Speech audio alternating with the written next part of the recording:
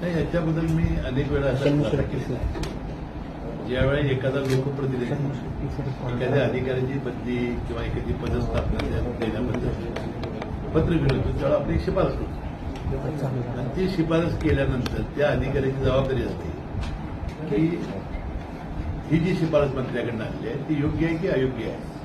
योग्य असेल तर ती कारवाई करण्याबद्दल ती शासनाकडे पाठवणं, अयोग्य असेल तर मग का करता येणार नाही हे पाठवणं ही त्याची जबाबदारी असते. आता आमदार जे सुनील टिगरे आहे त्यांनी पत्र दिलं होतं त्यावर मी शेरा मारला होता. त्याप्रमाणे त्यांची नियुक्ती त्यांनी केली डॉक्टर अजय तावरे यांची अधीक्षकपदी. ही नियुक्ती केली कधी आपण म्हणजे त्यांचं पत्र कधी होतं 26/12/2023. परंतु त्यानंतर त्या ससून हॉस्पिटलमध्ये उंदिराचं प्रकरण झालं. उंदीर चावून एखादा मृत्यू झाला ही जेव्हा घटना समोर आली तेव्हा आपण एक समिती नियुक्ती केली. त्यामध्ये अधीक्षक अजय तावरे हे दोषी आहेत असं कळल्यानंतर त्यांना तात्काळ आम्ही 10/4/2024 आम्ही तिथं पदमुक्त केलं. आज ते अधीक्षक पदावर नाहीत. आज ते प्रोफेसर म्हणून कार्य करत आहेत ससूनमध्ये. ही जी घटना घडली त्या दिवशी ते रजेवर होते, प्रदीर्घ रजेवर होते. त्यानंतर त्यांनी फोन डॉक्टर हळणोर म्हणून जे आहेत की ज्यांच्याकडे हा विभाग आहे रक्ताच्या सॅम्पलाचा त्यांना फोन केला आणि त्यांनी 3 लाख रुपये घेऊन काहीतरी सॅम्पल बदललं असं पोलिसाच्या तपासात सिद्ध झालं. आता मला सांगा हा अजय तावरे आज त्या पदावरच नाही. पदनियुक्ती दिलेली होती त्या सुनील टिगरेच्या पत्राप्रमाणे खरं आहे. परंतु उंदिराच्या प्रकरणामध्ये त्यांना पदमुक्त केलं होतं तिथं ते आज नाही. ते रजेवर होते आणि त्यांनी रजेवर असताना हा केलेला प्रताप आहे. आता मला सांगा एका बाजूला ह्या घटना घडत असताना हे अतिशय चुकीचं आहे. कारण न्यायालय ते रक्ताचे सॅम्पल त्याचे रिपोर्ट्स त्यानंतर पोस्टमार्टम एखादी घटना घडली की त्यावर रिलाय ठेवून म्हणजे विश्वास ठेवून हे न्याय देत असतात. अशा जर घटना व्हायला लागल्या तर अतिशय म्हणजे चुकीचा एक संदेश जाईल. आणि म्हणून मी त्याच वेळा सांगितलं की ही अतिशय म्हणजे घृणास्पद आणि अतिशय चुकीची अक्षम्य चूक केलेली आहे. यांना जीवनात धडा बसलाच पाहिजे अशी आम्ही अद्दल घडवला. ही अद्दल अशी घडवू आम्ही की पुढच्या कुणालाही सरकारी दवाखान्यामध्ये अशाद्वारे सर्टिफिकेट दिलं जातं की अशाद्वारे आपण ती पोस्टमॉर्टमचा रिपोर्ट देतो त्यामध्ये हेराफेरी करण्याची संधीच मिळणार नाही. अशा प्रकारचं कारवाई करण्याचं आम्ही ठरवलेलं आहे. हे सगळं प्रकरण घडलं यामध्ये अनेक ससूनचे कर्मचारी सहभागी झाले. याकडे मग तुम्ही कशा पद्धतीनं बघताय, काय वाटतं? आता आम्ही तात्काळ दोघांना निलंबित केलं. तो शिपाई होता त्याला निलंबित केलं कारण लगेच बडतर्फ करता येत नाही. त्याची चौकशी केली जाईल. पोलीस एका बाजूला तपास करतायत. पोलीस आपली कारवाई सुरू आहे. आता मी काय सांगितलं की आता ही सिस्टीम जर व्यवस्थित करायचं झालं तर आता कडक तिथं शिस्तीचा डीन पाहिजे. आता जे डीन तिथं होती काळे यांची सुद्धा जबाबदारी होती. त्यांची जबाबदारी व्यवस्थित पार पाडली नाही. म्हणून आपली जी समिती नेमली होती पल्लवी सापळे यांच्या अध्यक्षाने त्यांनी रिपोर्ट दिला की यांचाही निष्काळजीपणा आहे. त्यांना आपण सक्रिय रजेवर पाठवलं आजपासून आणि बारामतीचे जे डीन आहेत त्यांना आज आपण कार्यभार दिलेला आहे. आता ही सगळी व्यवस्था आपण निश्चितपणे दुरुस्त करू. तर ड्रग्ज प्रकरणानंतर काळेची नियुक्ती त्या ठिकाणी झालेली होती. मग आता काळे आपली जबाबदारी टाळतायत का किंवा अशा पद्धतीनं नेत्यांवर त्या विभागाच्या मंत्र्यांवर आरोप करून काय साध्य करतायत काळे? काळेने पहिल्यांदा अजय तावरेंची आपण सुनील टिगरे तर त्याच्याबद्दल बोललेले आहेत. ते काय आरोप करत नाही. आता ससूनमध्ये ललित पाटीलचे प्रकरण घडलेलं होतं किंवा उंदिराचं प्रकरण घडलेलं होतं. यावेळी आम्ही समिती नेमून बऱ्याचशा गोष्टी सुरळीत करायला चालू होतं. पण ते पैशाच्या लालशीपोटी एखादा बाहेरचा म्हणजे इथलाच अधिकारी रजेवर असताना आणून एखादा डॉक्टर आणतो ही गोष्ट अतिशय चुकीची आहे. फक्त 3 लाखासाठी आपलं आयुष्य त्यानं धोक्यात आणलं. हे गोष्ट आता या सगळ्या सरकारी अधिकाऱ्यांच्या लक्षात आली पाहिजे आणि अशा गोष्टीपासून त्यांनी परावृत्तच झाला पाहिजे. बाहेरचे लोक येतात आणि ब्लड सॅम्पल घेतात, आईचे सॅम्पल घेतात असा सगळा प्रकार उघडकीला नाही. मग बाहेरचा जर हस्तक्षेप रुग्णालयामध्ये वाढवला जातो तर मग अशी गुन्ह्याची प्रकरण असं होऊ नये म्हणून आपण समिती नेमली.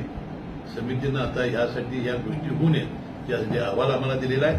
आम्ही सगळ्या सरकारी इस्पितळामध्ये अशा पद्धतीची चोख व्यवस्था करू की जिथं कुणाला हस्तक्षेप करता येणार नाही आणि योग्य प्रमाणात त्याची सर्टिफिकेट मिळतील. विनायक काळेंना सक्तीच्या रजेवरती काय पाठवलेलं आहे? समितीच्या अहवालामध्ये आलं की त्यांनी निष्काळजीपणा केलेला आहे. काय नेमका टप्पा निष्काळजीपणा म्हणजे नेमका काय आता ठीक आहे, निष्काळजीपणा ह्या पूर्ण प्रकरणामध्ये त्यांनी जी खबरदारी घ्यायला पाहिजे होती ती खबरदारी घेतली नाही असं अहवालामध्ये स्पष्ट झालेलं आहे. पण त्यांना सत्तेच्या आपण पाठवलं. रवींद्र दर्गेकर असतील किंवा सुषमा अंधारे असतील सातत्याने या सगळ्या पुण्याच्या या सगळ्या प्रकरणामध्ये अजितदादांवर आरोप करतायत, देवेंद्र फडणवीसांवर आरोप करतायत, नाना पटोलेंनी देखील आरोप केला की या सगळ्या प्रकरणामध्ये आमदार पुत्राचा देखील समावेश आहे. चौकशी आता ही पोलिसांची चौकशी सुरू झालेली आहे. पोलीस चौकशी करतील, योग्य तो निष्कर्ष काढतील. आणि अजितदादांच्या बद्दल बोलायचं झालं तर अजितदादा अशा गोष्टीला कधीच खतपाणी घालत नाही. अतिशय कडकपणानं कारवाई करण्याबद्दल त्यांचे आदेश असतात. आणि काल जे अंजली दमाने यांनी त्यांना आव्हान दिलं त्यांनी ते स्वीकारलेलं आहे. पण पोलीस आयुक्तांना अजितदादांनी फोन केला होता या सगळ्या प्रकरणामध्ये असं आरोप त्यांनी सांगितलं ना, मी पालकमंत्री म्हणून एवढी मोठी घटना घडल्यानंतर पालकमंत्री आणि उपमुख्यमंत्री त्या जिल्ह्याचा मग आयुक्तालाच फोन करणार ना, दुसरं कोणाला फोन करणार. फोन केल्यानंतर त्यांनी फोनमध्ये काय सांगितलं की कडक कितीही मोठा माणूस असतो त्याला कडक शिक्षा झाली पाहिजे अशा पद्धतीच्या सूचना दिल्या हे त्यांनी मीडियामध्ये समजून सांगितलं. पण असा पण प्रश्न केला जातोय की एखाद्या आमदाराच्या पत्रावरती अशा पद्धतीची नियुक्ती कसे काय करू शकतात, त्यांना कुणाचा वरदहस्त आहे, राजकीय वरदहस्त आहे का? कुठल्याही सरकारी अधिकारी हा लोकप्रतिनिधीचं पत्र आणतो. मंत्री हा काय ब्रह्मदेव असत नाही, त्याला सगळं त्या पत्रामध्ये शेवटी जो अधिकारी त्याला पद देणार असतो त्यानं सगळं बघून द्यायचं असतं. ते मंत्र्यांचा आदेश हा काय ब्रह्मवाक्य नाही, सगळं चुकीचं आहे तर ते अधिकारी सांगायचं चुकीचं यायला देता येणार नाही. समजा दिला असेल तर आम्ही तर 2च महिने त्याला कमी केलेला आहे, आमदारानं त्याला नेमला आहे म्हणून आपल्याला 18 आम्ही केलेलं नाही. तो आज पदावर नाही, त्याला त्या पदावरनं काढलेला आहे मी उंदीर प्रकरणामध्ये. तो तिथं नाही, तो रजेवर होता, त्याला बाहेरून फोन गेला आणि मग त्या हळणोडला त्यानं फोन करून 3 लाख रुपयाच्या बदल्यात सौदा झाला. अशी गोष्ट आहे. आता सुनील टिंगरे यांना देखील अजितदादांनी खुलासा देण्यास सांगितलेला आहे, सामाजिक भान ठेवण्यास सांगितलेलं आहे. ठीक आहे ना, ते जे काय गोष्ट असतील अजितदादा करतील, परंतु यामध्ये ज्या पद्धतीनं हे चर्चेला जाते ही योग्य नाही. ही सिस्टीम दुरुस्त करायची असेल तर आपल्याला कडक पावलं उचलावी लागतील आणि हे अशी आगळ घडण्यासाठी आम्ही कडक पावलं उचलू. आरोग्य विभागामध्ये अनेक वैद्यकीय अधिकारी आहेत, अनेक वर्ष ठाण मांडून आहेत आणि त्यांचं संगणमत मग असं कुठेतरी पाहायला मिळते. मेडिकल विभागामध्ये किंवा आरोग्य विभागामध्ये आता ऑपरेशन करण्याची गरज वाटते. हे ऑपरेशन निश्चितपणे केलं जाईल. मी मगाशी म्हटलं की हे समूळ खालून वरपर्यंत ही जी सिस्टीम आहे ती बदलावी लागेल आणि कडकपणा त्यात आणावं लागेल, पारदर्शीपणा आणावं लागेल. त्यामध्ये एकाही माणसाला माझं सर्टिफिकेट बदललं गेलेलं आहे किंवा माझ्या अन्याय झाला आहे असं बोलायला जागाच राहणार नाही. असं काम आम्ही करतो. हिंदीमध्ये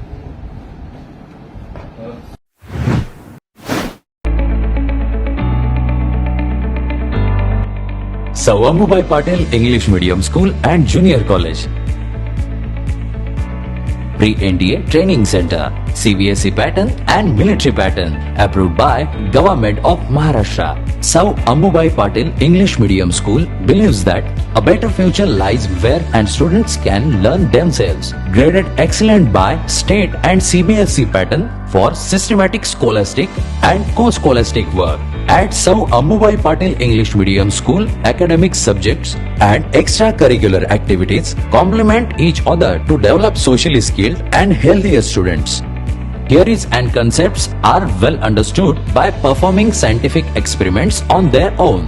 At Sawamubhai Patel English Medium School, we encourage students to think independently and develop their own skills. I want to become an aeronautical engineer. I want to become an athlete and win gold for our country. I want to be a IAS officer. When I grow up, I will build a school for poor children. Sawamubhai Patel English Medium School and Junior College. Address: Gokul Shirgaon, Taluka Karved, District Kolhapur. 9326617509, 9371331176.